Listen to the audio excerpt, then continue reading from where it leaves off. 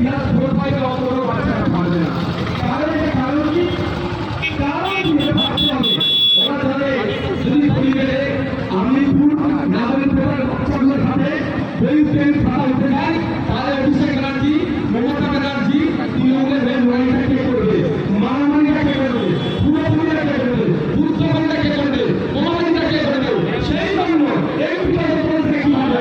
তাহলে এটা নেতা তৈরি করার জন্য এই পরিবারের এবং সমাজের হাতে, দলিত সমাজের হাতে, আদিবাসী সমাজের হাতে, পিছিয়ে পড়ে যারা আছে সেই সমস্ত মানুষের হাতে সেই শিক্ষা প্রতিষ্ঠানগুলো দেখুন, সেই শিক্ষা প্রতিষ্ঠানগুলোকে ধ্বংস করে দিয়েছে। আর এখানকার মুসলমানদেরকে সমাজ বিরোধী, এটা বোমাবাজি করে, গোলাগুলি করে, সেই জন্য মমতা ব্যানার্জি দল এখানকার বাচ্চাদের হাত থেকে জেলগুলো তুলে দিচ্ছে। এদেরকে মূর্খ অশাসিত করে রেখে যাচ্ছে। তৃণমূলের বন্ধুরা নিশ্চিত আমার শুনতে পাচ্ছে। আমি তৃণমূলের বন্ধুরা বলবো, বেশি বলা ভালো নয়। একটু সন্দেশকারী শিশু কেন্দ্রের কথা নয়। এক সময় তাদের হাত ছিল তাদের, তারা খুব মস্তানি করেছে, তাদের হাত ধরে গিয়েছে, জেলের হাত থেকে উঠে সাধারণ সেই পর্যন্ত।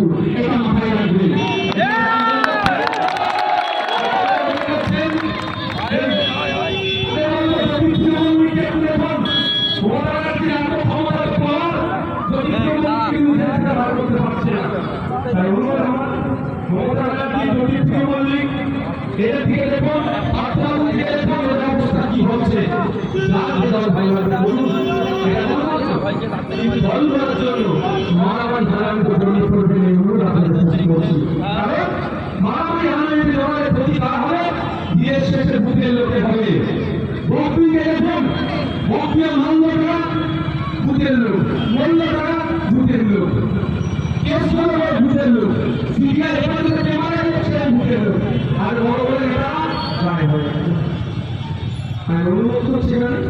এই পরিবেশে এই শাসক আস্তে করে মারামারি হানাহানি নয়।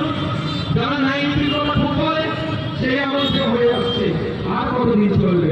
আপনার দাদা তাদের দাদুদেরকে নেতা বানানোর জন্য মারামারি হানাহানি করে তোমাদের গেল, শোষণে গেল, ধ্বংস হয়ে গেল।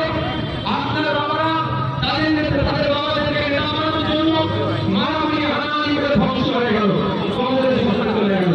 এখন আপনাদের যেমন ভাবি হচ্ছে মারামারি হানাহানি করিয়ে এই ধ্বংস করে কাউকে কবরে পড়াবে, কাউকে শোষণে পড়াবে। তাই বলবে জাতীয় ভালো লাগছে তৃণমূল করবে, যারা এসে ভালো লাগছে আইসে করবে, যারা যে দল ভালো লাগছে সে দল করুন। দিনের শেষে প্রতিবেশী এটা মাথায় রেখে রাজনীতি করুন। কারণ এটা মাথায় রাখবে, এখানে কেউ বিপদে পড়লে আপনার পাশের বাড়িতে তৃণমূলে করতে পারে, আইসে করতে পারে, আগে ছুটে আসবে আপনার জন্য। কোনো অভিষেক ব্যানার্জি সে ছুটে আসবে না, মমতা ব্যানার্জি আপনার ছুটে আসবে না। দাদাগিরির হাত আছে, প্রশাসনের এখন হাত ধরে আছে, এটা মনে রাখুন। এই প্রশাসন কিন্তু আপনাকে একদিন দিয়ে যাবে। আমি আবার অনুরোধ করছি, একটু আপনাদের কথা ভাবুন। এতদিন ধরে নেতাদের কথা ভাবলে আর আপনারা 10 বছর দিয়ে যাচ্ছেন, কমিউনিটি করে যাচ্ছেন। নেতাদের কথা ভাবছি আর আপনারা কমিউনিটি করে যাচ্ছেন। আপনারা বাচ্চাদের কথা ভাবুন, তাদের ভবিষ্যতের কথা ভেবে আমি প্রত্যেককে বলবো, আমি অনুরোধ করবো, এই মুসলমান থেকে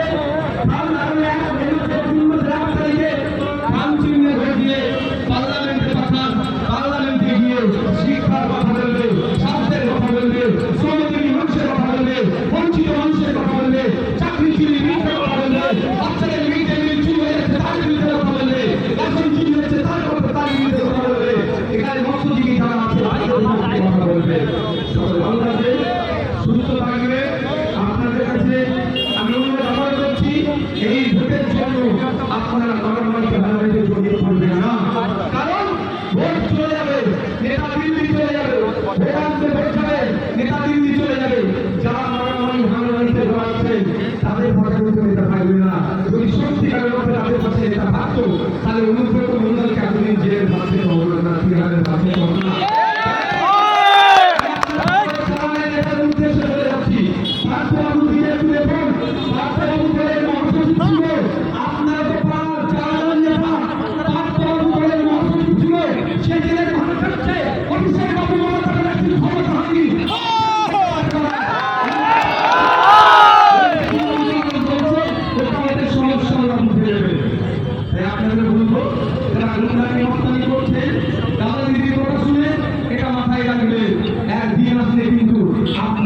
সমস্যা আছে, তবে আপনাকে কোনো কথা বলতে পারবে না।